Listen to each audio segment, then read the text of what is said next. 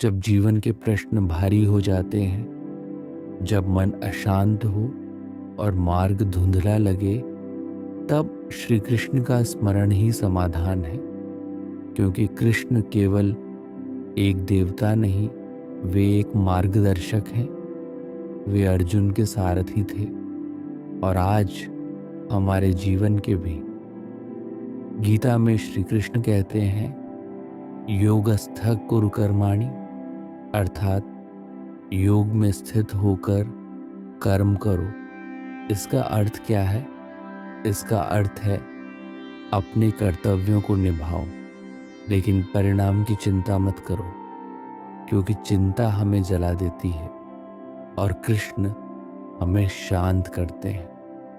आज के युग में सबसे बड़ी समस्या है मन की बेचैनी।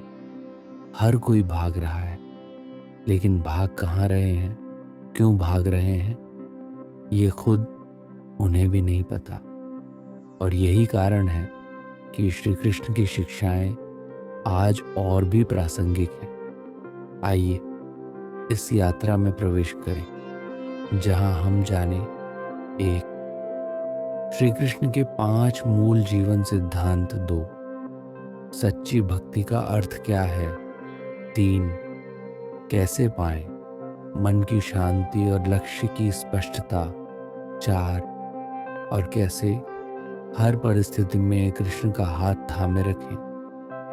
जब मन थक जाए, जब विचार बोझ बन जाए और जब जीवन के रास्ते भ्रमित कर दें, तब कौन है जो थामता है हमें? श्री कृष्ण। क्योंकि कृष्ण केवल द्वारका के राजा नहीं थे, वे जीवन के हर मोड़ पर साथ चलने वाले सखा हैं। आज का मन अशांत है, भाग दौड़, अपेक्षाएं, प्रतिस्पर्धा, हर ओर शोर है, लेकिन भीतर सन्नाटा है। हम मुस्कुराते हैं पर भीतर रोते हैं। हम चलते हैं पर दिशा नहीं जानते। इस अशांति का उत्तर कौन देगा? श्री कृष्ण। गीता में कृष्ण कहते हैं, शांत सदा सदा सुखी। शांत चित्त वाला व्यक्ति ही सच्चा सुखी होता है। पर क्या यह शांति बाहर मिलेगी? नहीं, यह भीतर की यात्रा है और इस यात्रा का सारथी केवल एक ही हो सकता है, श्री कृष्ण। आज हम इस यात्रा पर निकलेंगे, जहां हम जानेंगे कि कैसे श्री कृष्ण की शिक्षाएं आज भी हर अशांत मन को शांति दे सकती है। आइए श्री कृष्ण के साथ एक ऐसी साधना करें जो हमें केवल शब्द नहीं, अर्थ भी दे। श्री कृष्ण के जीवन और गीता की शिक्षाएं केवल धर्म युद्ध की बात नहीं करती, वे मन के युद्ध को जीतने की राह दिखाती है। हर वह व्यक्ति जो अशांति से जूझ रहा है, वह अर्जुन है और उसे कृष्ण की आवश्यकता है।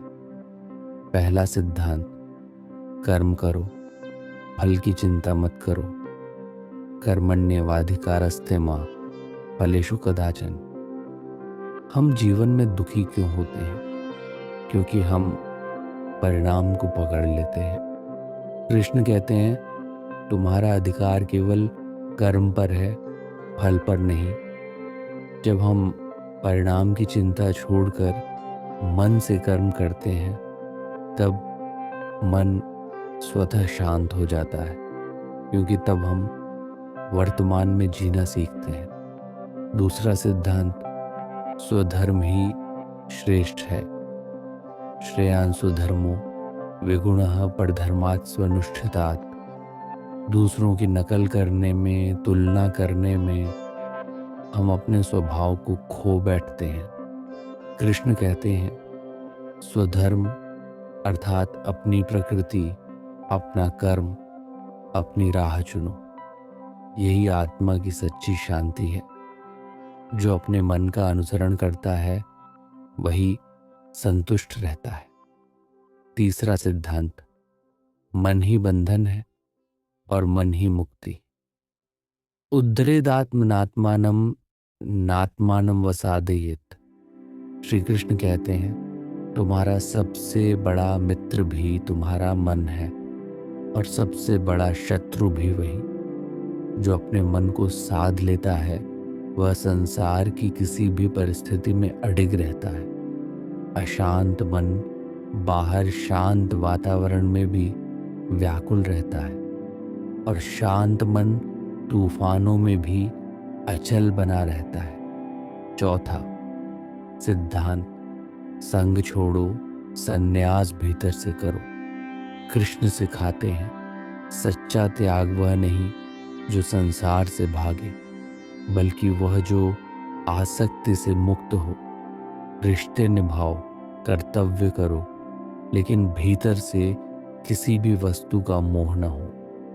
यही है भीतर का वैराग्य जो सबसे बड़ी शांति देता है।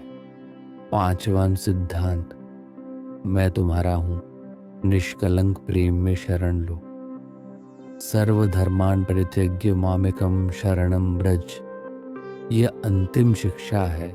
जब सब कुछ समझ में न आए, जब मार्ग न दिखे, तब कृष्ण को पुकारो। तीसरी साधना, निरंतर अभ्यास। साधना कोई बड़ा प्रयास नहीं, बल्कि रोज का एक सरल नियम है। जैसे एक पौधे को रोज जल देना पड़ता है, वैसे ही आत्मा को रोज कृष्ण से जोड़ना होता है। आप दिन की शुरुआत करें इस भाव से, हे कृष्ण, मैं कुछ भी करूं वह तुम्हारे नाम से हो। मैं बोलूं वह तुम्हारे लिए हो। मैं खाऊं वह तुम्हारी भेंट हो। मैं मुस्कुराऊं वह तुम्हारे प्रेम में हो। जब जीवन का हर कार्य कृष्णमय हो जाए, तब साधना अपने आप बन जाती है। तो क्या भक्ति कठिन है?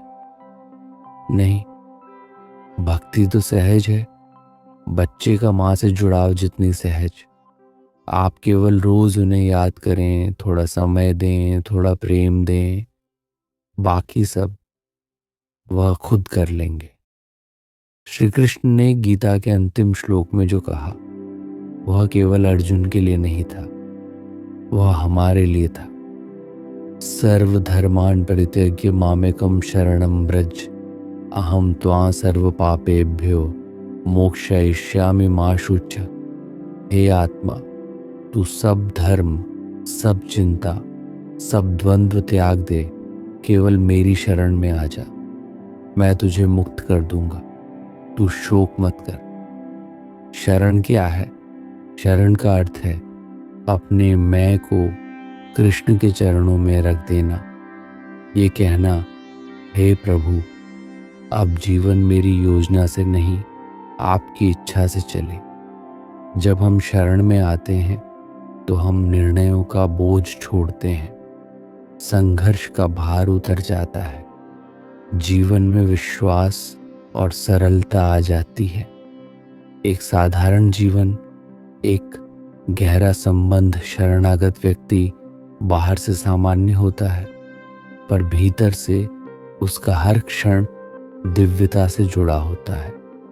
वह हंसता है तो कृष्ण के लिए, वह रोता है तो कृष्ण के सामने, वह कर्म करता है तो कृष्ण को समर्पित कर, और जब वह थक जाता है तो कृष्ण की गोद में विश्राम करता है।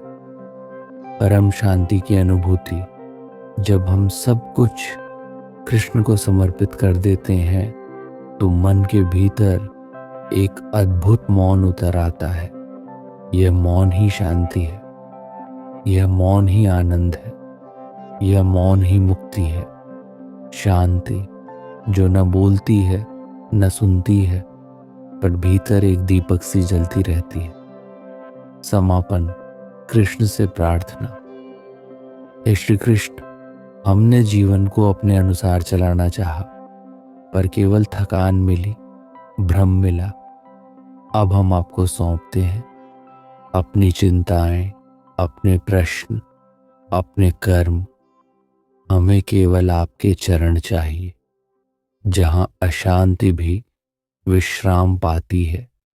जहाँ आंसू भी अमृत बन जाते हैं, जहाँ मैं मिटता है और केवल तू बचता है। हे नंदलाल, हमें स्वीकारो और अपने प्रेम में डुबा लो। जय श्री कृष्ण।